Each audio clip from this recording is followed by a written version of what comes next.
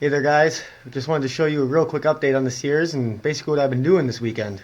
So these are the original tires that were on the Sears. These were the Interco Swamp Lights and they were a 25 by 8 by 12 and they performed pretty good. I really do like the tread pattern, but with the added weight of the winch and as heavy as this Sears is, I decided to upgrade to some different tires. And those are right here before you. These are 25 by 9.5 inch by 12 Super Swamper Vampire tires. These are a 6-ply rating. They are 25 inches tall, like I said before. But these things are very similar to paddles. As you can see, the tread blocks are almost 2 inches tall. It's just absolutely ridiculous.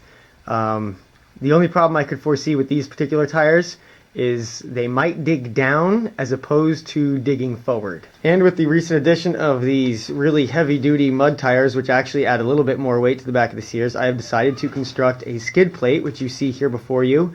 This is a very simple design that I came up with. I'm actually pretty much done with it. I'm just about to paint it, but I figured I would kind of share with you what I did just to give you an idea as to how easy you can relatively put these skid plates together if your tractor accommodates such things. So here's basically what I used to actually build my skid plate. As you can see, it's a footboard to a late 80s Craftsman LT10 lawnmower. And this is actually a main leaf spring from a 2,800 pound trailer leaf spring pack. And actually the other day at work I had to rebuild all the leaf springs on our trailer that we haul our equipment with, because a lot of our leaf springs were busted. Very few of them were actually in good condition.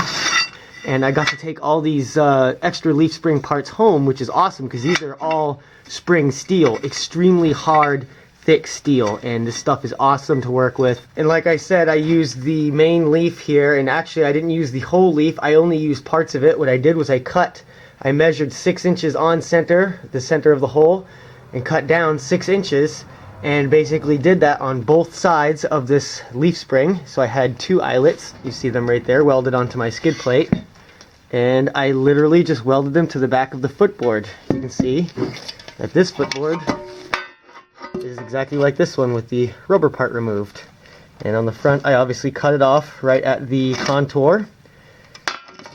And this pipe is actually an original pipe to the Sears SS16.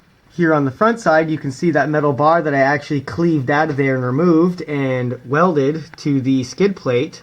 The idea here is that that metal pipe lines back up with its old metal pipe brethren, and I will slide a large pin, which I have actually manufactured out of an old snowblower part. This is a hardened steel shaft. It's got a sprocket on one side, and this actually used to go on a John Deere snowblower. I drilled a hole through the end of the shaft, and the idea here is that this shaft slides through one side of the mount, through the skid plate, right through to the other side, and then you would attach a hitch pin or cotter pin through the hole I just showed you on the corresponding side. And with the back of the mounts here, the idea is now that these leaf spring eyelets are actually lined up, centered with each other, you can take this whole skid plate, lift it up to the back of the transmission, and these holes right here will line up with this hole right here, which is the old 3-point hitch slot bar. So I will lift the skid plate up into place, slide this bar through the leaf spring eyelets and out the other side of the chassis, and that will functionally hold the rear of the skid plate into place. Obviously this is a very thick steel bar, and that's it. You can see I left about an inch gap between the bottom of the transmission and the skid plate, and that was to allow some impact to be absorbed by the skid plate without the skid plate contacting the actual aluminum case of the transmission. My biggest fear here is hitting underwater rocks and stumps and murky swamps and stuff that you can't see. It's terrifying to me to think about what those things could do to this aluminum transmission when you're sitting on a 400-pound tractor traveling at about 10 miles an hour with these giant paddle tires propelling you through the mud. I'm sure I also lost about a ½ inch to an inch of ground clearance, but I gained a lot of protection, so I'm really not concerned about that. There's so many variables on the trail that an inch to a ½ inch of ground clearance is not going to make or break you in most situations. I am not any lower than I was with this original bar here, so I mean I'm not worried about scooping mud up and jamming it down into there. I'm sure there'll be some sticks and debris I'll have to clean out, but I wash these off after I ride them anyways, so that's not really a concern of mine either. And probably the funniest thing about this whole situation is this is actually the second time I've built a skid plate using a Craftsman LT10 footboard. As you can see, this is the Craftsman crawler sitting here, and this is the skid plate from the Craftsman crawler. And this part right here is actually a front support for a mower deck. It attaches the mower deck to the front axle on the chassis, and that is the original pin that does the attaching. This is the footboard here, chopped off. Actually, I think it's chopped off on this side, and I believe I even reused the chopped off piece right there. You can see the curved part of the upper footboard where your toe would essentially go, and that all attached using this series of black metal bars that I concocted. I think this was parts of something, actually might have been pieces of the front of a four-wheeler or something like that. I'm not even really sure.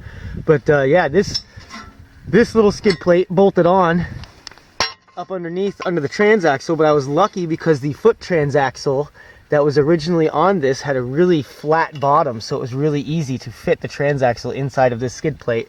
And it was just a bolt here, a bolt there, which bolted into that hole and that hole over there.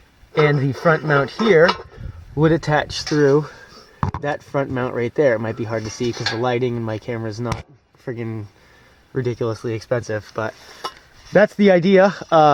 Another pretty simple skid plate designed out of the Craftsman LT10 footboard. I really like these footboards because they're really, really thick steel. They're hard to bend, so what can I say? They make good skid plates. So that's basically it for this update. Like I said, real short, real to the point. Nothing fancy here. I'm just kind of showing you guys what I'm doing this weekend.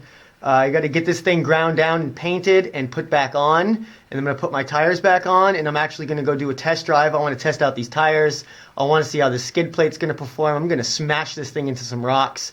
So be sure to keep an eye out for this test drive video. That's going to be coming up real short here. It's Easter Sunday today, so I got stuff to do with the family, so it's not going to happen right now, which is why the short video. But let me know what you guys think of the modifications. Hopefully I gave you guys some ideas of your own for your skid plates. Leave a like if you enjoyed the video. I know it's short and simple and not what I normally do, but I just wanted to throw something together for you real quick because I was kind of excited about this, and this sort of happened really quickly. So yeah, let me know what you think, and I will see you in the test drive video.